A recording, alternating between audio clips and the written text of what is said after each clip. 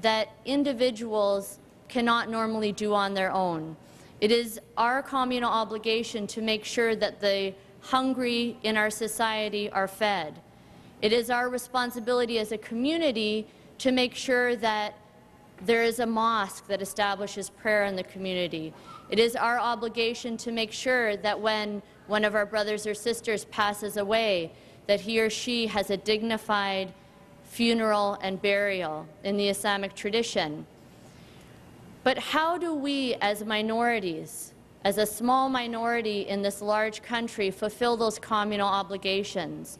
Can we really say that we have done our job in feeding the poor, in ensuring the rights of the homeless and the rights of those prisoners and others who are being abused if we refuse to engage with people of other faiths and other organizations who can be effective, with whom we can be effective to get the work done? It's not enough to simply say we would like to do it, but we don't have the resources. Our obligation is to find the way to do the job and complete it successfully.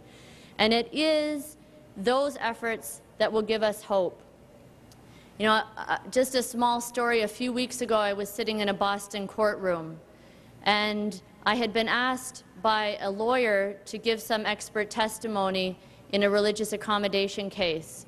2 Muslim prisoners who were suing to have their rights in the prison, in the correctional institution, so that they could pray Jummah prayer every Friday and some other rights for religious accommodation. You know, these people were obviously convicted of serious crimes.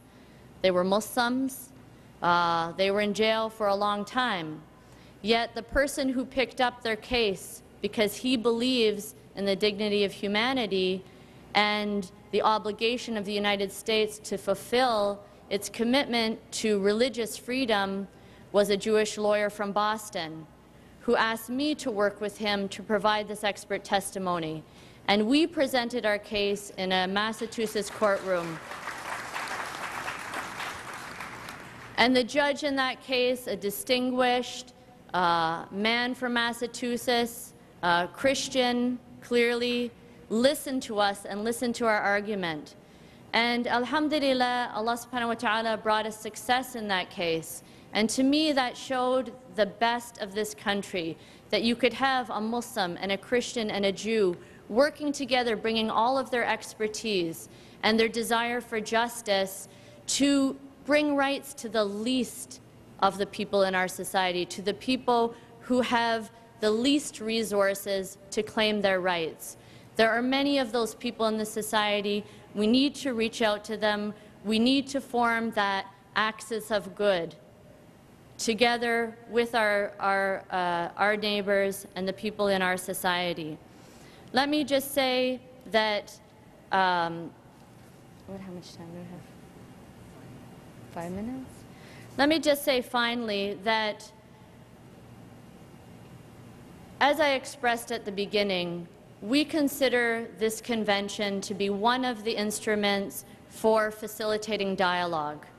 I'm chair of the program committee this year, and believe me, I wouldn't go to every session in this convention. Not every topic interests me. I don't agree with the positions of all of the speakers.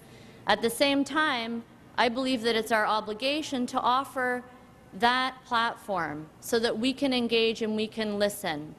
And when we bring speakers to this convention, it's for that purpose, not to endorse everything they say, not to endorse every policy that they uphold, but to say we're part of this country, we have a right to ask questions, we're not shy to consider ourselves supportive or opposing any particular policy or position, whether within the Muslim community or outside.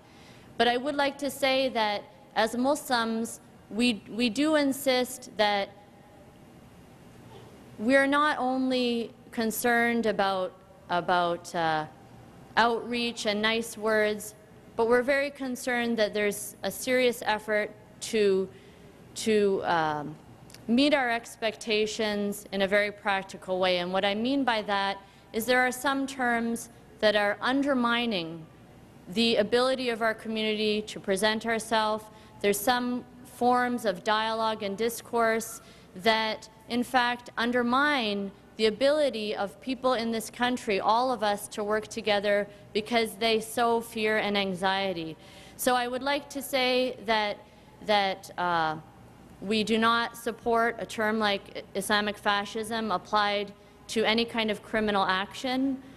We do not support Islam associated with these terms. And in that place, I suggest that people look around at this convention and start to apply the term Islamic to other things as an adjective to other aspects of our society. What about Islamic art? At this convention, you will see an art exhibit. You will see a film exhibit. What about Islamic culture? We have books, we have films, we have even comedians and singers. What about Islamic social services? These are the terms that should come off the tip of our tongue. And you will look around and you will hear from our brothers and sisters who are working in the social service sector and providing, out of their generosity and compassion, services to all of those people. The majority of them are not Muslim, but in neighborhoods, just out of the obligation of Muslims to be a compassionate presence in society. Islamic ethics, we have doctors and others who are in the middle of these discussions about what is the ethical approach, and Islam has a solution to that.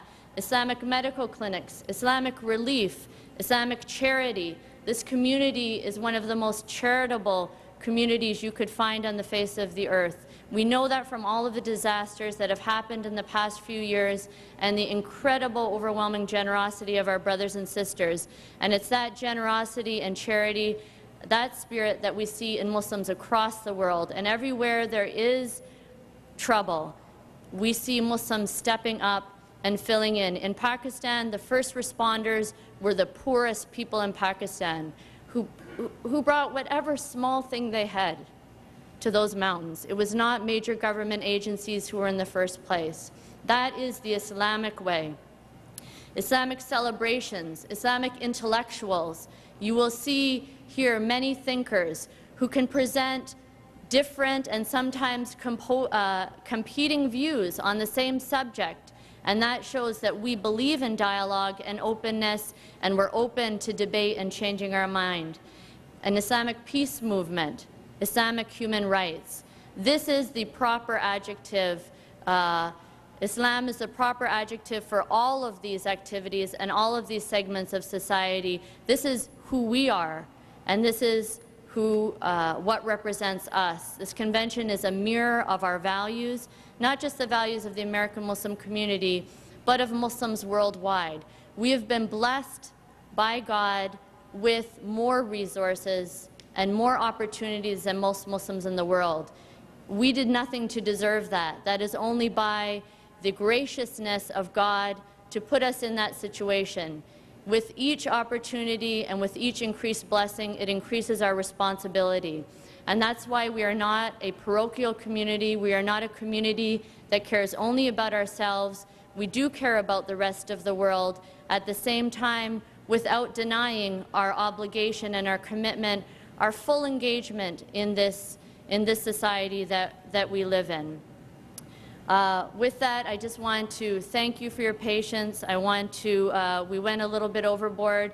I pray that you enjoy this convention, that you benefit from it, that you continue to give us advice, the executive of this organization, our Majlis, and be part of us.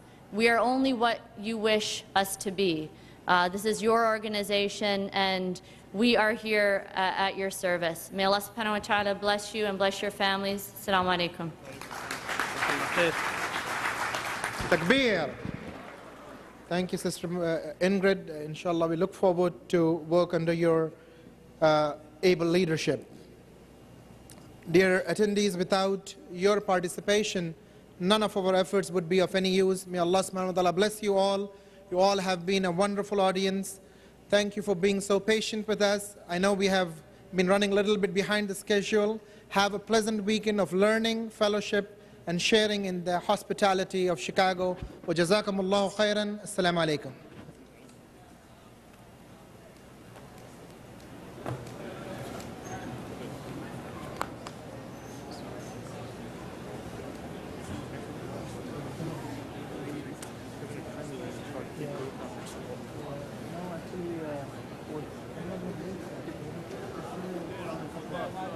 That's good, thank you. Good job.